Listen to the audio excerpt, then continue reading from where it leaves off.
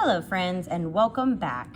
So what we're going to focus on in this video is our layers of the atmosphere diagram. This is going to be our diagram that has everything that we have learned so far about the atmosphere and its layers. This is going to be page 8. Okay. I'm going to skip putting a title up here just because we may use that space for one of the layers. So if we are able to fit everything below, then we will keep it below and put our title in here. If not, make sure you have this page number and we will make sure that we update our table of contents at the bottom, or in the table of contents page. All right, excuse me. At the bottom, guess what we're gonna draw? You got it. We're gonna draw an Earth. Okay, I'm gonna go up just a few spaces. So maybe like 3. Okay. This is our Earth.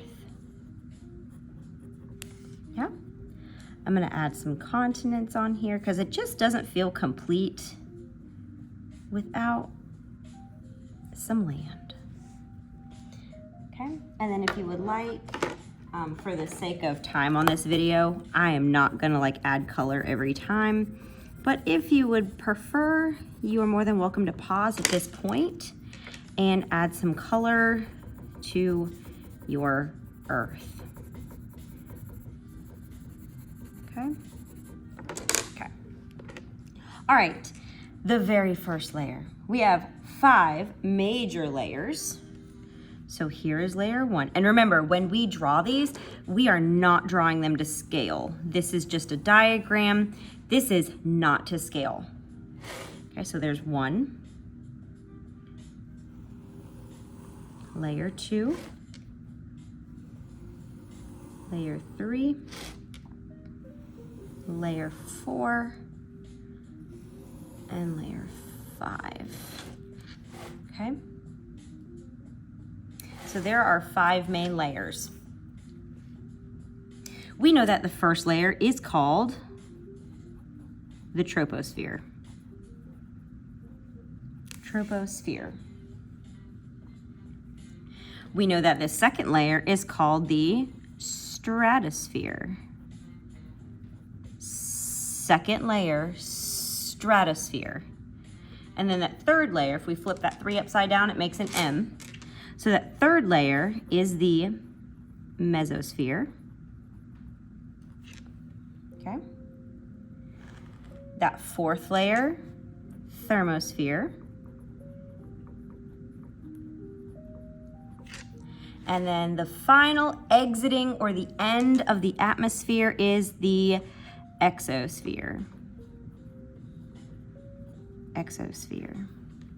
So we have troposphere, stratosphere second, mesosphere middle, or 3 upside downs and M, thermosphere, and then the end of the atmosphere is the exosphere. All right, now in each layer, we're gonna go ahead and put in the characteristics of each layer. So I'm just gonna kind of zoom in just a little bit, okay, so we can see. All right, so our troposphere.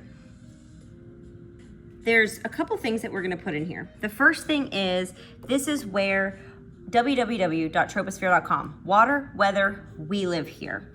So water, we're gonna add water and weather kind of in the same thing. So we have our water right here, and let's go ahead and add some clouds. Okay, and then maybe some rain. So we have weather. We have, I'm gonna draw an arrow here and an arrow here. We have water. And then we're gonna draw some little people. I'm drawing little stick people. Okay, and then we live here. Maybe, oh, can we do like, how do you do there we go. Like a cartoon bubble. We live here. Okay. So those are a few characteristics. Now we have to look at our trends. There's trends that happen throughout the entire atmosphere. So in the troposphere, we must know that the temperature decreases. That means it gets colder as you go up. So as we go up, temperature decreases.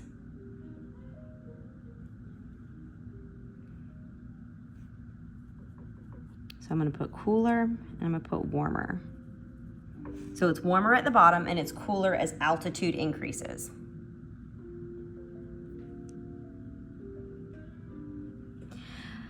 We also know that in this is the densest layer, the air pressure.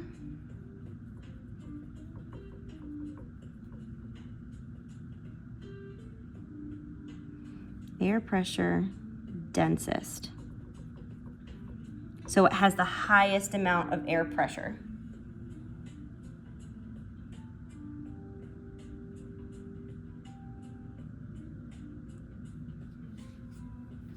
Okay. Again, if you would like to pause and add color to any of these things, you are more than welcome to.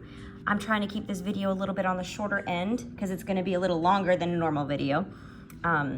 So I'm not going to take the time to color, but this is the point where you can pause this video and color whatever you like. Okay.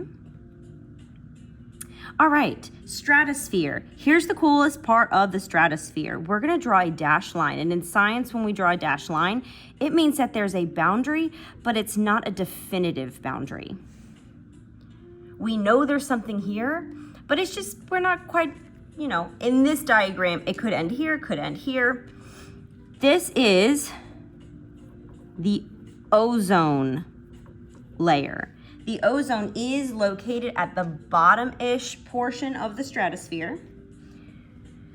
That ozone molecule is O3. So what that would look like is you just have 3 oxygen molecules bonded together. Well, 3 oxygen atoms, excuse me. Did not mean to misspeak. 3 oxygen atoms bonded together to create a molecule, because a molecule is multiple of the same. Carbon dioxide, CO2, is a compound because there's a company of different elements. Throwback to 6th grade. All right, in the stratosphere, this is where our planes tend to fly because we can get high up and above the weather. So what we're gonna try and do, I make no promises.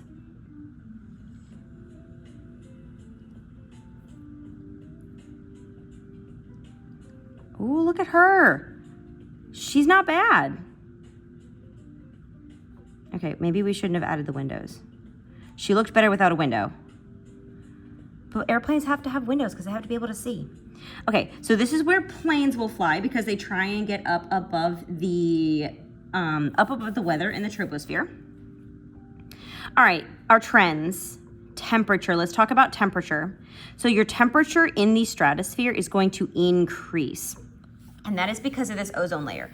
This ozone layer is absorbing heat.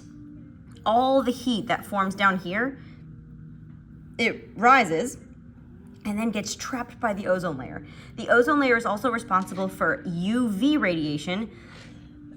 So if there's UV radiation coming in from the sun, that ozone takes that UV radiation and it absorbs it and transfers it into heat. So this temperature increases because of the ozone layer. So again, I'm going to draw my little arrow going up in altitude, and this is warmer and then relatively cooler. Okay, so this is just for this layer. See how that temperature is increasing? Temperature increases as altitude. There's one of those vocabulary words, altitude increases. Okay, at this time, feel free to pause, catch up, color, whatever your little heart desires. Mesosphere, let's talk about our mesosphere. Mesosphere,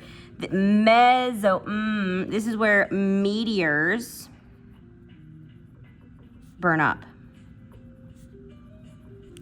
Okay, meteors burn up. So I am gonna instead of doing this in black, I am gonna go ahead and just do this in color.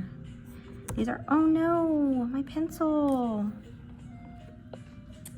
And my eraser is, or my sharpener is all the way in the back of the classroom, y'all. Okay, well, we got a few in there. My poor pencil. Tragic. Tragedy has struck, and it's not even 8 o'clock yet. At least I have coffee this morning, friends. Okay, meteors burn up in the mesosphere. Here we go.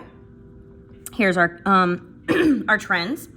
In the mesosphere, this is kind of interesting. My temperature decreases. So again, altitude going up. This is going to be cooler. This is going to be warmer. Temperature decreases in this layer. It is also the coldest layer.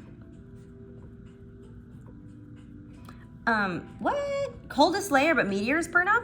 That is basically because the stratosphere is hoarding and keeping all of the warmth for itself and regulating the climate in the troposphere.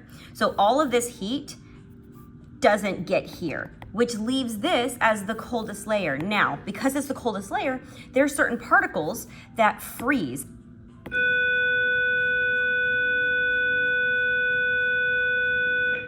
Those frozen particles become like ice crystals, or frozen crystals. Not always ice, but there is ice up there. And that you have to remember, meteors are coming out from way out here in space where there's no air. And then all of a sudden they're subjected to air particles, and that causes friction. So we're getting into this layer where there's crystals or ice crystals and little teeny tiny frozen crystals and a lot more air particles. And that's what's gonna cause air friction, okay? Air friction, friction from the frozen crystals or frozen ice crystals. And those shards, along with the air friction, is what causes the meteors to burn up, regardless of temperature. Okay? All right, moving on up. Thermosphere. The thermosphere. This is where, at the very, very, very bottom, we have, or maybe not the bottom. Is it closer to the bottom? Maybe. Let's kind of put it here. Right here.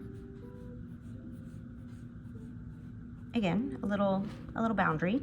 This is where we have the ionosphere. Ion is a root word here. An ion, it's not necessarily anything we're going to talk about in 7th grade. It's not in the 6th grade curriculum either. An ion is, in 8th grade, you will learn it's an electrically charged particle. Okay? Electrically charged particle. So this is an area in the thermosphere that has ions. And these ions do two things. It reflects radio waves really well because they're electrically charged particles. So they're really good at taking those radio waves and bouncing them right back. The second thing it does is when there's solar flares and those solar flares get into the ionosphere, it like supercharges those particles and those particles start to impact with the air molecules and they start to glow. And this is where we have the northern lights. Okay? All because of the ionosphere. And I am because I think it's pretty. I'm gonna draw some like purples and some greens. You know how like sometimes they're wavy in the sky? I don't have pink. Blasphemous. Maybe I can use like really light red.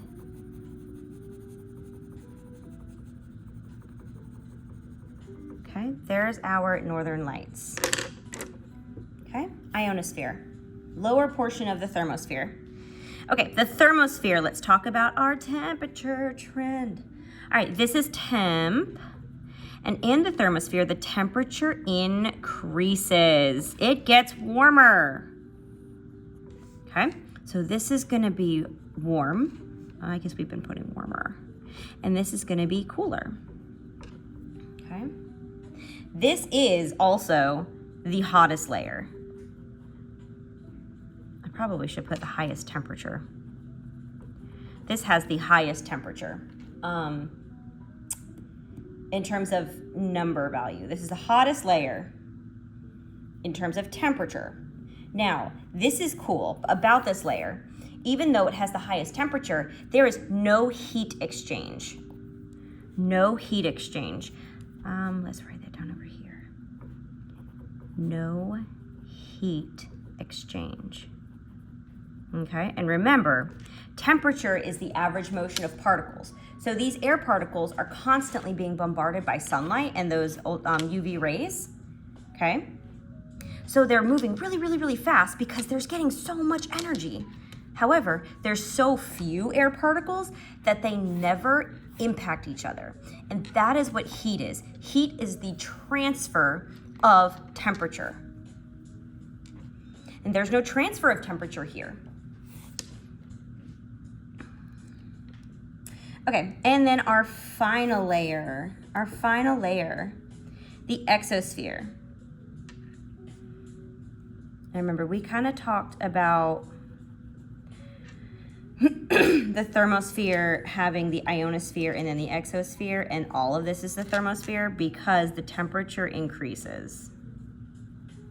Okay, so it just keeps getting warmer. Okay.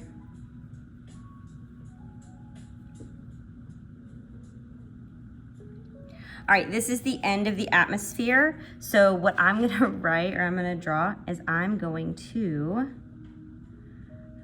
let's do a stop sign. Is a stop sign an octagon or a hexagon? 6, 7. I think it's an octagon. 2, 3, 4, 5, 6, 7, 8. Really good. S-T-O-P. Stop. Okay. Oct, prefix, 8. Octagon, 8 sizes. All right, and then outside of the atmosphere, this is where we have the moon, way, way, way out here. And then even further are nearby stars, nearby suns. Okay, and that is all outside of our atmosphere. All right, I have one more thing to do on this page. We're gonna flip our paper to the side. Okay, on its side, I'm gonna zoom you back out just a little bit. All right, now along this red line, we're gonna extend these layers just a wee bit, okay? And we're gonna draw our air pressure trend. So, air pressure. Should we write this right here or right here? Let's draw it, and we'll put the air molecules right here. No, air molecules right here. Let's write the pressure right here. So air pressure, not sure why I capitalized P, decreases as altitude increases. And remember, altitude increasing is going this direction. So this is altitude increasing. As we increase in altitude, our air pressure decreases, means it gets less. So how are we gonna note that? We're gonna put a whole bunch of air particles. I'll zoom you in so you can see just a little better. So see all these little air particles? Look at all of them. Okay, I'm gonna keep going up to the troposphere. Look at all of them, all those little air particles. And then as we get to the stratosphere, notice there's still quite a few. Sorry, guys. There's still definitely quite a few. And then it really starts to get thinner. Okay, do you see that change? And then we hit the mesosphere. And they're getting thinner again. Maybe we should add a little bit more down here in the stratosphere. Okay.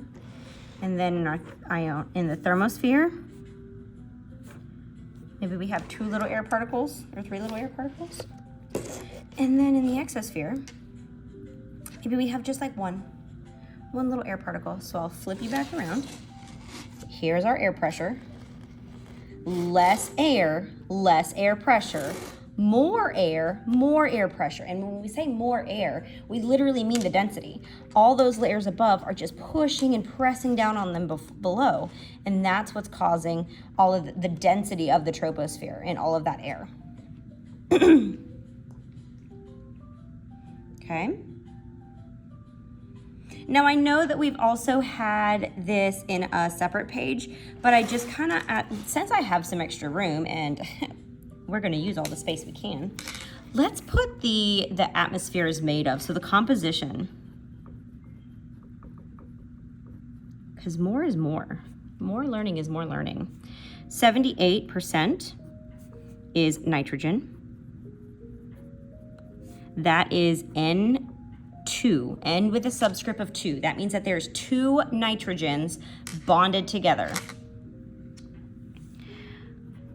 21% is oxygen.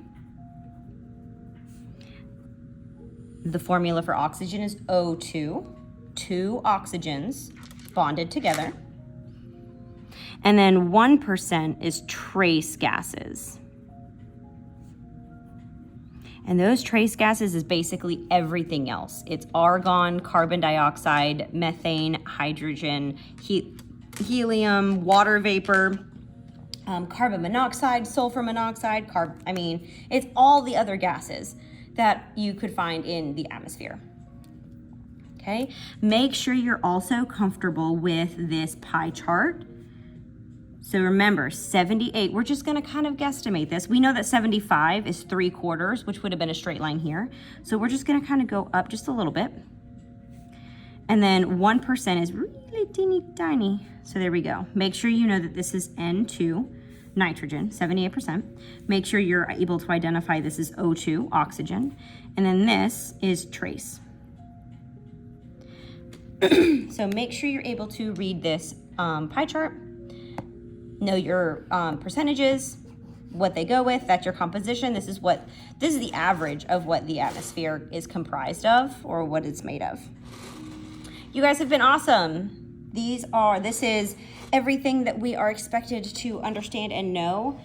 Take a close look at our temperature trends. Make sure you understand as altitude increases, these temperatures, it's a pattern. It decreases that because it gets colder in the troposphere. So another way I kind of remember this is if we had like a mountain, let's say that we had a mountain right here. At the top of a mountain is usually where we see like the cooler temperatures and snow. So I know as I hike up that mountain, it's gonna get colder, and some mountains have snow at the very top of them. Some year round. Some have snow long before snow is supposed to form. Just depends on the area and the climate. You guys have been fantastic. I appreciate y'all, and let me know what questions you might have.